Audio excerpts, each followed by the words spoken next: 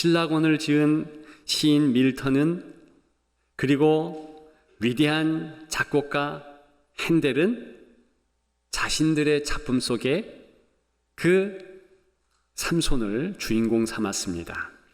그들뿐이 아니지요. 시인, 소설가, 극작가, 음악가, 미술가가 삼손을 주인공 삼았습니다. 참 많은 작품, 정말 모든 예술에서 삼손을 다뤘습니다. 심지어는 브랜드 이름까지 있습니다. 남성들이 좋아하는 가방이 있지요. 샘소나이트. 그것이 삼손이라는 이름에서 유래했습니다.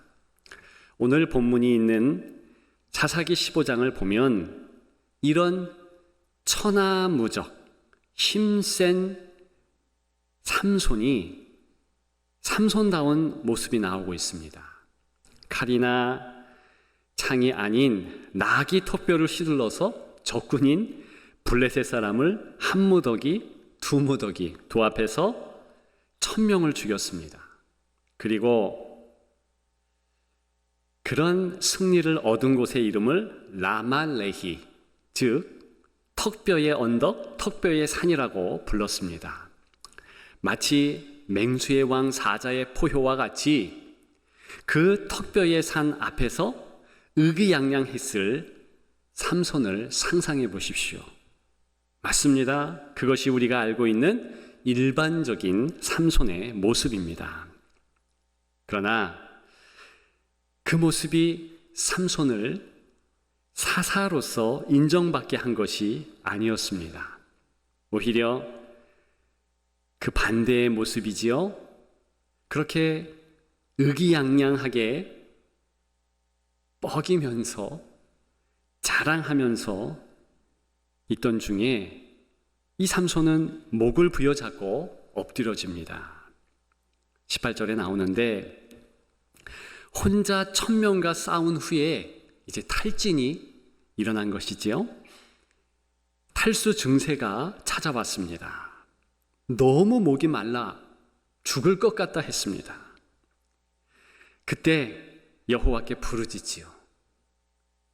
하나님은 곧 움푹 들어간 곳을 쪼개셨습니다.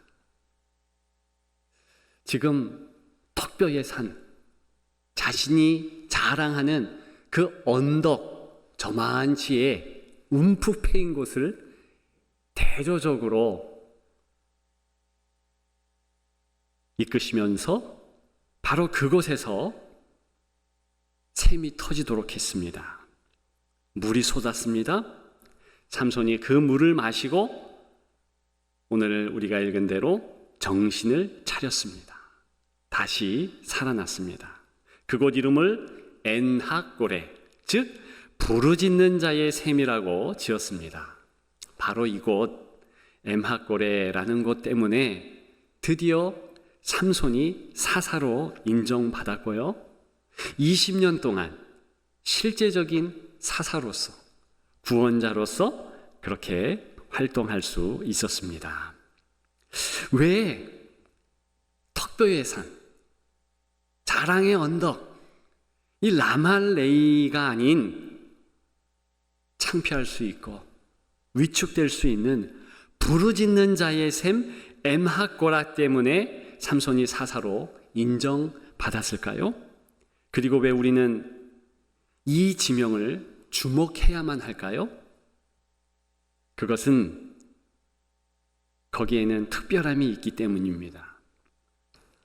그리고 그것은 그 특별함은 우리에게도 너무나 중요하기 때문입니다.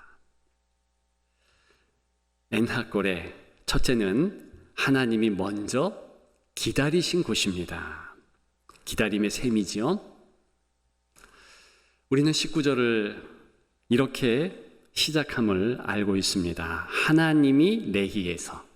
그런데 원문에서 한 단어가 생략되어 번역되었습니다. 와우 접속사라는 흔한 접속사인데요. 그래서 영어에는 많은 번역본에서 and로 혹은 so, then 이런 식으로 붙여서 그리고 하나님이, 그래서 하나님께서, 그러므로 하나님이, 곧 하나님이. 자, 18절과 19절이 밀착되었다는 것을 의미합니다. 18절에는 어떤 내용이 있겠습니까? 이미 말씀드린 대로 여호와께 부르짖었습니다. 그랬더니 19절, 곧 하나님께서, 그래서 하나님께서, 부르짖자마자 하나님께서 움직였다는 것을 의미합니다. 이미 기다리고 계셨다는 거예요. 마치 지금 소낙비가 막 내리고 있는데 소낙비 피할 처소를 예비하고, 소낙비가 오네요, 도와주세요, 부르짖자마자 여기에 오면 소낙비 맞지 않아 하는 것처럼, 지금 창수가 나요? 바람이 불고 물이 불어납니다. 그런데 이미 반석을 예비하셔서 이곳에 있으면 넉넉히 이긴다. 그러면서 부르는 하나님의 모습이 오늘 본문에 부각된다는 것입니다. 왜요? 하나님은 피난 전문가이기 때문에 그렇습니다. 14절에 보게 되면 하나님은 언제나 삼손과 함께함을 알 수 있습니다. 여호와의 영이, 하나님의 영이 삼손에게 임했다, 이런 말씀이 있어요. 그랬더니 그 이전에 동족 이스라엘 사람들 3,000명이 몰려와서 삼손을 오해해서 꽁꽁 묶어서 이제 블레셋 이방인들에게 넘겼는데, 그래서 그 이방인들이 레히라는 지역에서 삼손을 받아서 이제 이 사람 처단해야지 하고 있는 그때에 하나님의 영이 임한 것입니다. 그래서 썩은 밧줄처럼 동아줄들을 풀르고 이 삼손이 옆에 있는 나귀 턱뼈를 들고 1,000명이나 되는 무장 블레셋 군인들을 처단했다는 것입니다. 따라서 분명한 것은 그렇게 삼손이 힘을 쓸 때도 있었어요. 그런데 오늘 본문의 강조는 그때에는 가만히 계신 하나님께서 부르짖자마자 움직이셨다. 즉 길목을 이미 지키고 계셨다라는 정황을 보여주며 강조하고 있다는 것입니다. 인생의 고통의 길목에 하나님은 그곳이 은혜의 길목 될 수 있도록 미리 가 계셨다는 것입니다. 그리고 입장 바꿔놓고 생각하면 저와 여러분들이 하나님 아버지라고 생각하면 삼손이 얼마나 괘씸하겠습니까? 하나님이 힘을 주어서 이기게 하셨는데 그때는 절대 하나님을 찾지 않았습니다. 내 힘과 내 능력으로 내가 저들을 처단했다. 자, 턱뼈의 언덕을 봐라. 저 죽어 나자빠진 시신의 무덤을 보라. 이랬던 거예요. 참 괘씸하다. 고난의 때에 겨우 내 이름 찾는구나. 이러면서 여러분 같으면, 죄송합니다, 저 같으면 좀 혼내키고 뜸 좀 들이고 그럴 텐데 부르짖자마자 즉시로 정확한 타이밍에 정확한 방법으로 살려주셨다는 것입니다. 이것이 우리 하나님 아버지의 보통 모습입니다.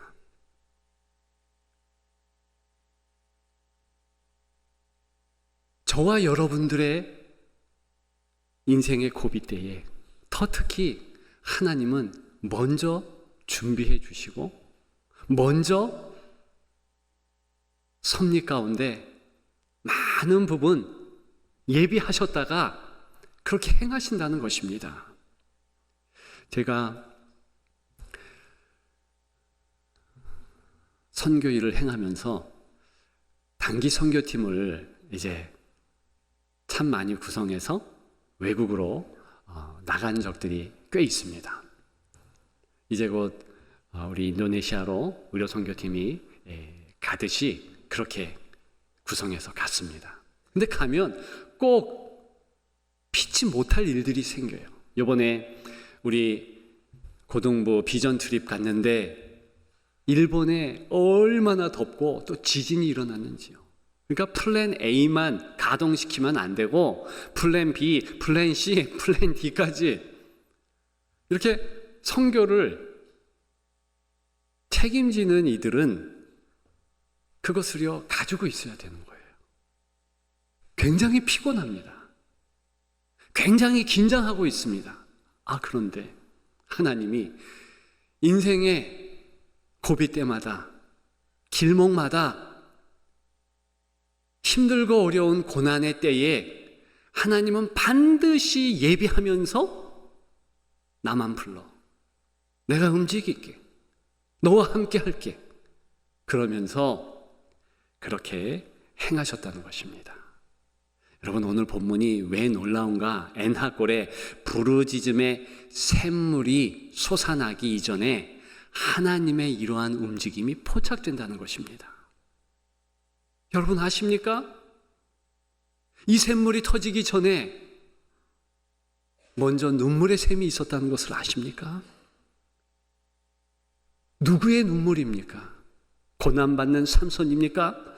고난받고 있는 우리의 눈물입니까? 아니에요. 기다리시면서 안타까워하시는 아버지 하나님, 탕자를 기다리셨던 그 하나님.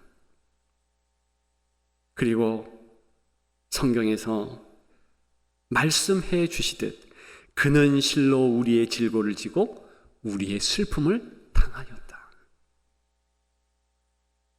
그 십자가의 모진 고통 고난을 그대로 감내하시면서 십자가를 지신 그 예수님의 그 대표 모습이 바로 눈물로 먼저 예비하시고 준비하시는 성삼위 하나님의 모습, 우리 주 예수 그리스도의 모습이라는 것입니다. 그렇게 눈물샘이 있은 이후에 바로 엔하꼬레의 은혜가 있는 것입니다. 이 사실을 기억하는 자, 은혜 안에 있게 되지요. 얄밉지만 삼손은 하나님이 나의 곤비의 시간에, 고난의 시간에, 어려움의 시간에 반드시 응답하신다, 이 사실을 알고 있었습니다. 여러분들은 어떠시지요? 하나님이 자기를 이용해 먹는다, 우리를 비난하지 않습니다. 고난의 때에 굳이 우리에게 다른 말 하지 않으시고 우리를 안아주시고 인도해 주십니다. 왜요? 우리가 하나님의 자녀이기 때문에 그렇습니다. 여러분들의 마음에 기다림의 샘, 엔하꼬레의 이 놀라운 은총이 자리하기를 주님의 이름으로 축복합니다. 두 번째, 엔하꼬레 성도의 정체성입니다. 여러분들은 어떻게 성도를 정의하십니까? 성경에 의하면 성도는 부르짖는 자입니다. 오늘 본문이 있는 사사기에는 제법 부르짖는 모습이 많이 나옵니다. 사사기 3장 9절이지요. 백성이 여호와께 부르짖었다. 왜 부르짖습니까? 사사기에 이 순한 레파토리입니다. 부르짖으면 구원하시고 부르짖으면 역사하시고 그렇게 합니다. 그런데 우리가 잘 상상할 수 있듯이 이렇게 부르짖는 것은 고통 때문이잖아요. 그리고 대다수 사사기의 부르짖음은 그 고통에 대한 부르짖음이에요.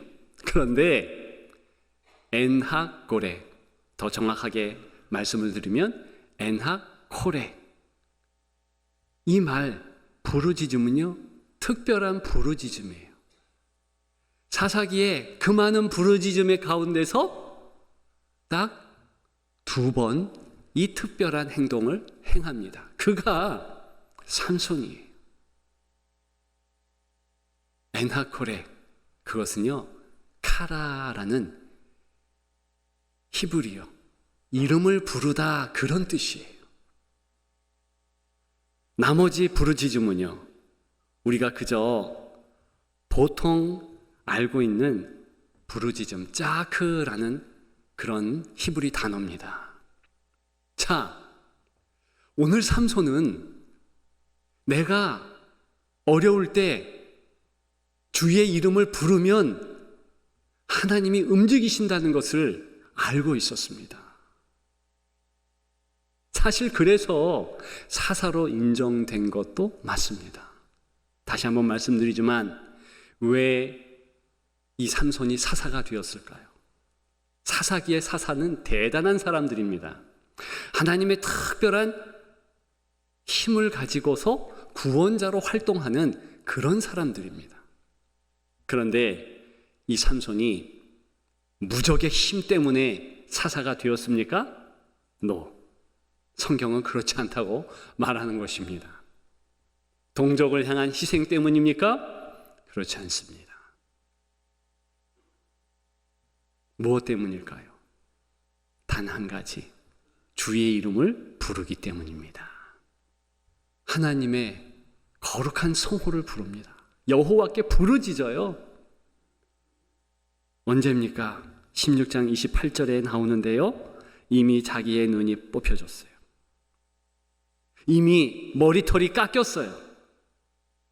이미 온갖 밧줄에 매어서 이방 신전에 저 앞에서 묶여져 있습니다.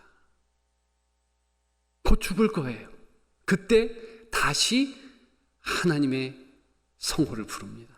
주여, 주여, 그랬을 것 같아요. 그때 어떻게 합니까? 블레셋 사람을 이제 죽이는데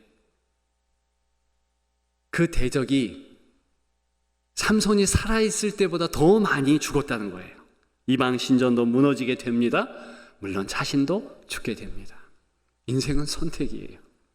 평소 때 이 삼손이 주의 이름을 불렀으면, 주님 날 도와주세요, 그랬으면 얼마나 좋을까. 저와 여러분들이 평소 때 주의 이름을 부르는 그 모습 하나님이 기뻐하세요. 우리는 왜 주여 삼창을 합니까? 우리가 기도할 때마다, 예배 때마다 종종 하는데요, 어떤 이들은 그것이 주술이다, 미신이다 그러면서 부정적인 마음을 갖습니다. 주여 삼창을 하는 이유는요, 하나님이 함께 하신다는 것을 나도 안다는 뜻이, 그리고 하나님이 도와주실 것을 믿는다는 고백이지요. 끝으로 하나님의 자녀인 내가 지금 가장 절박하고 위급한 상황에 있으니 내 연약함을 헤아려 주시사 도와주세요. 절박한 절규인 것입니다. 성도의 정체성이 무엇입니까? 저와 여러분들의 인생으로서의 나약함을 알고 이제 부르짖으면서 하나님이 내 이름 부르시고 나는 하나님의 성호를 부르면서 연결되어 있다는 것을 인식하는 것입니다. 그래서 엔하코레는 연결의 셈입니다. 나와 하나님이 연결되었다, 커넥션이 있다. 그래서 나는 승리할 수 있다. 여호와의 이름을 부르리라. 모든 승리하는 성경의 인물들의 선택이었습니다. 승리하기를 소망하십니까? 주의 이름을 부르십시오. 구원이 있는 줄 믿습니다. 마지막 세 번째, 엔하골의 영원한 능력을 뜻합니다. 우리가 19절을 한 번 더 주목해 보면은요, 삼손이 물을 마시고 어떻게 됩니까? 정신이 회복되었다고 했습니다. 좀 더 정확히 표현하면 영혼이 돌아왔다는 뜻입니다. 그래서 영어 성경은 His Spirit Return, 영혼이 돌아왔대요. 그 결과로 연이어서 정신도 돌아오게 되고 이런 프로세스를 담고 있는 것입니다. 영혼이 돌아왔건 정신이 돌아왔건 중요한 것은 오늘 본문의 이 어구는요, 반복을 뜻하는 거예요. 두 번째로 살폈듯이 주의 이름을 부를 때마다 하나님이 기다리시다가 응답하시는 것을 담고 있는 것입니다. 우리는 예수 그리스도께서 내가 곧 길이요 진리요 생명이다라고 선포한 내용을 알고 있습니다. 그리고 또 한 가지 중요한 내용을 선포하셨는데, 내가 생수다 그랬어요. 그래서 생수가 필요한 사마리아 여인을 인생의 길목에서 기다리셨지요. 먼저 주님께서 우물물을 구했습니다. 그런데 그것은 참된 생수 되신 자신을 드리고 선사하고자, 네가 내게 생수 구하지 않을래? 그 마음으로 먼저 자리하셨다는 것입니다. 사마리아 여인이 내게 그 생수 주세요 말하자마자 말씀하셨습니다. 내가 생수다. 우리에게도 동일하게 말씀하십니다. 내가 생수다. 우리는 인생의 고비 때마다, 고난의 길목마다 바로 그렇게 말씀하시는 주님 앞에 주여 제가 여기 있나이다, 그 생수를 허락하옵소서 외쳐야 되는 줄 믿습니다. 그때마다 어떤 반복이 있다고요? 주님은 새 힘을 주는 거예요. 성도는 그렇게 살아가는 것입니다. 사도행전 24장에 보게 되면 구류, 즉 감옥에 갇힐 수밖에 없는 바울이 나오고 있습니다. 그런데 27장에도 또 나와요. 여러 곳에서 그렇게 감옥에 있는 바울의 모습이 나오고 있습니다. 바울만 그런가요? 많은 베드로를 위시한 주의 종들이 그렇게 갇힙니다. 그런데 오늘 본문을 통해서 우리는 어떤 사실을 알았습니까?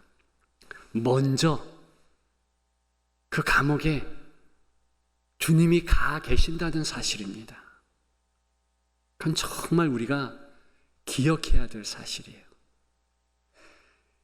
삼손처럼 사도 바울도 그 사실을 마음에 새긴 이후에 그는 그 감옥에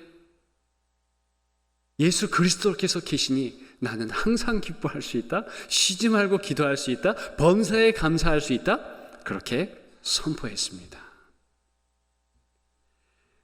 우리의 삶이 옴짝달싹 못하며 감옥 같을 때가 있습니다.